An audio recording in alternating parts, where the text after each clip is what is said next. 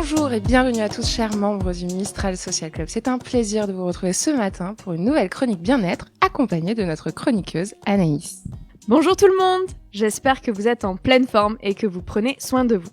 Aujourd'hui, on vous propose une chronique dédiée à la naturopathie. Un sujet qui nous intrigue depuis longtemps avec Anaïs. C'est pourquoi il y a déjà de nombreux mois, lorsque les cigales chantaient encore, nous étions allés à votre rencontre, chers auditeurs et auditrices, pour connaître votre définition. Et voici vos réponses. C'est quoi la définition d'un naturopathe ? Je sais pas. Quelqu'un qui, je sais pas, il travaille avec la nature, avec les gens, autour de la nature.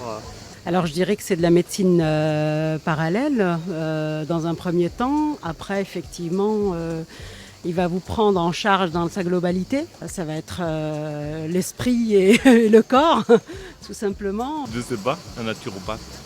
Je sais pas ce que c'est. Je dirais c'est accompagner dans l'alimentation. Après, essayer d'orienter les gens de façon à ce qu'ils se portent un petit peu mieux. Je dirais que c'est un peu une santé alternative. Je sais pas bien ce que c'est un naturopathe. C'est quelqu'un qui travaille avec les plantes, non?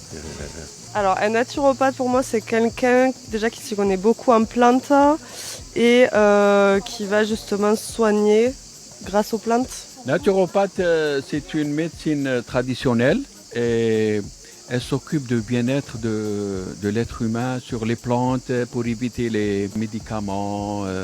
Pour les plantes, surtout utiliser les plantes et voilà. Et je pense que c'est une bonne chose pour le bien-être de l'être humain en général. Pour garder son corps sain et tout ça, pour éviter d'autres maladies, je pense qu'elle est vraiment intéressante. Merci à toutes et tous pour votre temps précieux et vos réponses sincères. Pour en savoir plus, nous sommes aujourd'hui en compagnie de Myriam Cervera. Bonjour Myriam. Bonjour Anaïs. Merci beaucoup d'avoir accepté de nous rencontrer et de prendre le temps de répondre à nos questions. Pour commencer, est-ce que vous pourrez nous présenter et nous raconter un peu votre parcours ? Alors, on va essayer de la faire courte. Parce qu'évidemment, comme beaucoup de personnes dans le bien-être, mon métier de naturopathe est un choix de reconversion. Donc moi, j'ai fait des études universitaires en France à l'étranger, donc je suis pas du tout issue du bien-être à la base. J'ai un master en traduction. Qui m'a conduite à travailler finalement dans plusieurs entreprises dans l'événementiel et la com. Et dans ce contexte, j'ai fait un burn-out. Et suite à quoi, j'ai réfléchi à comment me réorienter et qu'est-ce qui me ferait plaisir et qu'est-ce qui ferait que mon quotidien serait plus simple et serait plus en adéquation du moins avec ce dont j'avais besoin.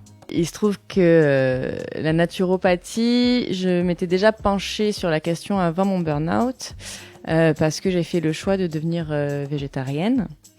Et que comme je suis sportive, il fallait d'autant plus faire attention à ce que je mangeais pour avoir un bon apport en nutriments et en protéines. Donc du coup, j'avais déjà cette première approche et la deuxième approche, et ça a été effectivement suite à mon burn-out parce que j'ai exploré différentes techniques de naturopathie, différents outils plutôt, qui étaient l'utilisation des plantes pour travailler sur ma gestion du stress, l'utilisation de techniques de respiration. J'ai un peu exploré toute la boîte à outils pour trouver un peu moi ce qui me plairait. Et de fil en aiguille, ça m'a donné envie d'aller fouiller au point de pratiquer.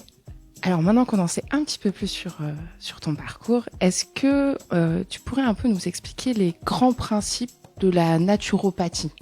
La naturopathie est reconnue par l'Organisation mondiale de la santé. Et donc l'OMS la classe comme la 3e médecine traditionnelle mondiale, après les médecines chinoises et ayurvédiques. Et donc elle est définie comme l'ensemble de méthodes de soins visant à renforcer les défenses de l'organisme par des moyens considérés comme naturels et biologiques. Donc en fait, la naturopathie est une technique d'accompagnement complémentaire et voilà, elle ne se substitue aucunement à un accompagnement allopathique. Mais l'idée, c'est qu'elle va venir apporter un plus en se penchant sur la globalité de l'individu. Et le grand principe de la naturo, c'est d'aller chercher la cause de la cause de la cause pour pouvoir après apporter l'aide la plus complète et la plus adaptée aux besoins de la personne en face. Les 3 piliers du coup sur lesquels on s'appuie, ça va être l'alimentation, l'activité physique et la gestion de ce qu'on appelle le psycho-émotionnel, la gestion des émotions, gestion du stress. Et c'est pourquoi on a une palette d'outils en fait. Ça va être le rééquilibrage alimentaire. Et on parle pas de régime, on n'est pas des diététiciens. L'idée c'est pas de réfléchir en ces termes-là, c'est de réfléchir dans quoi votre corps a besoin pour faire face à une inflammation, à un stress chronique, à un problème de sommeil, à des douleurs, X, Y, ou un changement hormonal. Voilà, tout ça, ça peut quand même être beaucoup aidé par le rééquilibrage dans l'assiette. Et on va aussi avoir du coup dans nos outils ce qu'on appelle la micronutrition, donc c'est la supplémentation. Ce qui vous parlera le plus, ce sera le magnésium, la vitamine C. L'alimentation, parfois, aujourd'hui, elle ne satisfait pas tous nos besoins. Le stress vient nous pomper beaucoup de nos minéraux. Voilà, on n'a pas toujours tout dans l'assiette, donc se supplémenter c'est utile. Et on a aussi le recours aux plantes et leurs propriétés qui peuvent être assez importantes. Et dans les outils, on a aussi l'accompagnement en gestion du stress. Donc on va avoir des techniques de relaxation qui peuvent être des techniques issues de la sophrologie, des techniques manuelles, de massage, de réflexologie. Et pour ma part, j'utilise aussi ma petite casquette d'animateur en sport santé, puisque du coup, ça fait aussi partie des piliers de la naturopathie. Alors, je t'ai entendu dire que l'un des piliers ou l'un des outils était d'utiliser des plantes. Je crois que ça s'appelle la phytothérapie. Est-ce que tu pourrais nous en dire un peu plus ? On va utiliser la phytothérapie selon aussi les préférences des personnes en face de nous, parce qu'il y en a qui vont vraiment dire les compléments alimentaires, non, ça ressemble trop à des médicaments, donc je préfère avoir recours aux plantes. Et du coup, ça va pouvoir être ce qu'on connaît comme les huiles essentielles, la gémothérapie, donc là ça va être des bourgeons de plantes. Ce qui est important en tout cas, c'est de pas oublier que c'est pas parce que c'est des plantes que c'est pas fort, et que dans tous les cas il faut toujours au moins demander à la pharmacie ce qu'on fait, parce que tout le monde ne peut pas utiliser toutes les plantes, et il y a des fenêtres thérapeutiques par exemple. Quand on utilise une plante, il faut faire des pauses au bout de 3 semaines. Il peut y avoir des contre-indications pour les femmes enceintes, pour certaines pathologies. Il y a des huiles essentielles qu'on peut pas utiliser quand on a des problèmes hormonaux, ou des plantes qu'on peut pas utiliser quand on a des problèmes hormonaux. Donc ça reste selon les plantes des principes actifs assez forts. Il y a des études qui reconnaissent scientifiquement les propriétés de beaucoup de plantes et d'huiles essentielles, donc c'est pas à prendre à la légère non plus. D'où l'intérêt de voir un professionnel. Pour quelles raisons on peut faire appel à une naturopathe, et est-ce que vous traitez des pathologies ou des troubles en particulier ? Des problèmes digestifs ou de stress, ça c'est quand même des problématiques très récurrentes. J'ai quand même beaucoup de gens qui viennent pour des douleurs chroniques ou des pathologies inflammatoires chroniques. J'ai des gens qui viennent pour de la fibromyalgie, pas mal. Des problématiques articulaires, ça peut être de la polyarthrite, de la spondylarthrite, l'arthrose, des tendinites aussi, beaucoup de problématiques inflammatoires dans ce genre-là. Ça peut être aussi de l'endométriose même, tout ce qui est troubles inflammatoires chroniques, j'ai pas mal. Après, j'ai des pathologies plus lourdes, j'ai des gens qui viennent me voir parce qu'ils souffrent d'un cancer. Donc dans ce cas-là, moi mon rôle c'est de les accompagner en fait pour mieux supporter les effets secondaires de leur chimiothérapie ou autres traitements en fait, de leur fournir la meilleure alimentation pour qu'ils puissent réagir le mieux, garder le plus de force possible face à la maladie et au traitement. Donc ça va vraiment d'un petit problème de sommeil à un gros problème de santé, et sachant que dans tous les cas, je m'assure bien que les personnes sont suivies par un médecin par à côté, parce qu'on peut pas faire n'importe quoi. Et du coup, est-ce que c'est accessible à tout le monde ? Y a-t-il des contre-indications ? Il n'y a aucune contre-indication. Par contre, ce qui va être important, c'est que les personnes qui viennent soient prêtes à comprendre que c'est un travail à deux. Il n'y a pas de pilule magique. Je peux pas en une séance leur donner un complément qui va révolutionner leur vie, même si parfois ça arrive. Parce que des fois, avec des problèmes digestifs, il suffit d'enlever un aliment et de comprendre quelque chose. Ça m'est déjà arrivé pour que ça révolutionne la vie de quelqu'un. Mais ça marche pas comme ça. L'idée, c'est que je suis là pour accompagner, pour guider. Et donc, la personne doit être consciente qu'elle a des changements à faire. Je parlais du rééquilibrage alimentaire. C'est pas une punition. L'idée, c'est que j'ai pas une feuille qui est figée. Je propose des solutions et les gens vont piocher. Je vais m'adapter à ce qu'ils sont capables de faire et de faire aussi dans le temps en fonction de l'énergie qu'ils peuvent y mettre, des moyens qu'ils peuvent y mettre. De changer les routines, c'est souvent compliqué. Donc voilà, ça dépend de là où en est la personne, mais en tout cas, c'est très personnel. Comment se déroule une séance ? Comment s'y préparer ?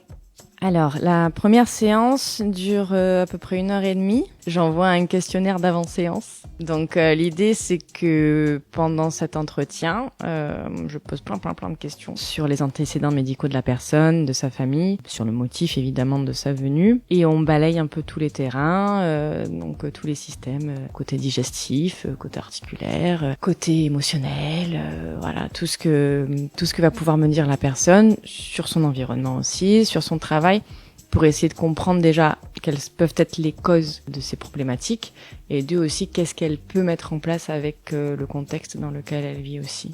Donc ça c'est pour le bilan. Et après l'idée c'est qu'on a des suivis. Moi je recommande généralement 3-4 séances. L'idée c'est pas de garder les gens à vie parce que le but c'est de les rendre autonomes et qu'éventuellement ils reviennent me voir s'ils ont une autre problématique, changement, voilà, ménopause, grossesse, voilà, X ou Y chose qui soit très différente de leur première venue. Mais l'idée c'est de proposer aux gens de donner des clés pour qu'ils puissent se débrouiller et de se sentir mieux au quotidien. Donc c'est vrai que la naturopathie, on parlait aussi bien de gestion du stress, du rééquilibrage alimentaire, de l'apport des plantes qui peut être utilisé, de l'activité physique. Avec toutes ces casquettes, comment tu arrives à accompagner les personnes ? Est-ce que tu peux nous en dire plus sur un petit parcours que tu mets en place ? C'est la vie qui m'apporte un peu ces clés-là avec les gens qui viennent me voir pour des besoins et qui viennent me dire surtout là où je fais du bien. Du coup, ça m'a motivée à créer, à penser un petit programme, que ce soit du coup dans mes cours collectifs, parce que du coup je suis animatrice sport santé comme je disais, et que ce soit au cabinet ou dans les massages. Il y a vraiment eu ce déclic qui s'est fait et je me suis dit que ma place elle était vraiment dans l'idée d'aider les gens à bouger sans douleur, donc c'était l'idée de mon programme et ça permet justement de réunir toutes mes pratiques et de pouvoir proposer un programme aussi bien avec un rééquilibrage alimentaire que des propositions de mise en mouvement très sur mesure et très adaptées du coup aux besoins de la personne et puis de proposer des massages ou de la réflexologie en fonction toujours de la personne en face, de proposer des techniques qui sont adaptées à ce dont elles ont besoin. Est-ce que tu pourrais nous dire où trouver ce programme et comment te contacter ? Déjà sur mon site internet. Vous avez toutes les informations, mon site internet qui est donc delassietteaumouvement.fr. Je suis également sur les réseaux sociaux Facebook et Instagram, donc toutes les infos pour mes coordonnées sont là-dessus et sur le site il y a tout. Et je travaille du coup sur Salon de Provence et Malmort. Merci Myriam. Alors pour finir, est-ce que tu aurais des conseils ou des petits trucs et astuces que nos auditeurs pourraient mettre en place pour semer une petite graine, pour essayer, en tout cas, d'améliorer leur bien-être sur ce pan-là. Comme beaucoup de gens qui viennent me voir avec des problèmes digestifs, ma question à chaque fois, c'est est-ce que vous avez noté ce que vous avez mangé avant d'avoir mal au ventre ? Donc du coup, je pense que déjà, de votre côté, tenir un petit carnet quand vous ressentez une gêne digestive, c'est pas mal. Et dans ce cas-là, vous pouvez noter aussi bien ce que vous avez mangé toute la journée ou la veille même, ça peut toujours être utile. Mais pas que ça en fait, aussi noter le contexte dans lequel vous avez mangé. Est-ce que vous étiez contrarié ? Est-ce que y avait du bruit ? Est-ce que vous étiez au calme ? Est-ce que vous avez pensé à mastiquer ? Est-ce que vous respirez ? Est-ce que vous étiez pressé ? Voilà, vraiment tout le contexte émotionnel, environnemental et de l'assiette, ça donnera toujours des pistes intéressantes. Et même vous, du coup, vous pourrez faire des liens, faire des tests aussi, du coup, tout seul de votre côté pour commencer. Et puis, si besoin, je suis là. J'entends vraiment manger en pleine conscience, prendre conscience de ce qu'on mange et dans quelles conditions. J'adore. Merci beaucoup, en tout cas Myriam, de nous avoir consacré du temps pour répondre à nos questions et partager avec nos auditeurs ce moment bien-être. On espère que vous avez une idée plus précise de ce qu'est la naturopathie et que cette chronique vous a donné envie de prendre soin de vous et de cultiver votre bien-être. À très vite pour une nouvelle chronique sur le Mistral Social Club.